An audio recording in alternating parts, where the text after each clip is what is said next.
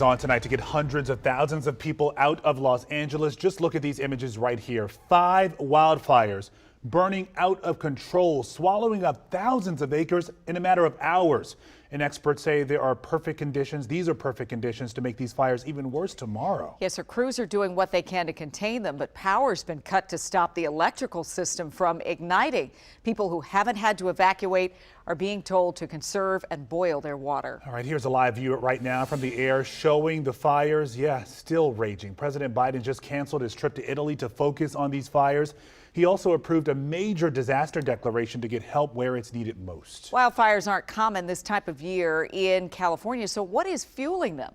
Here, the chief, Top Shutt, is back with us now to explain. Top. Well, they too have had a very dry summer and now a dry fall and early winter, but really it's the Santa Ana winds that blow out of the northeast. These are the latest gusts. Some good news here. Actually, Santa Clara had a wind gust at 34 miles per hour just in the last couple of minutes.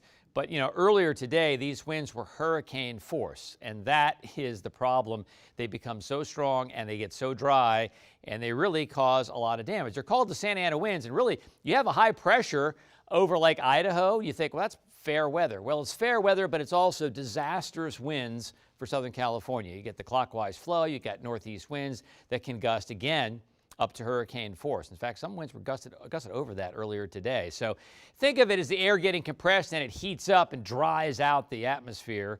Sort of like a bicycle pump. When you pump up your tire, it gets hot, the cylinder gets hot. Well, that's because you're compressing the air. And that's why it's not only dangerous in terms of humidity, but it's also super hot as well. That also takes humidity out. Now, in terms of perspective, okay, there's DC.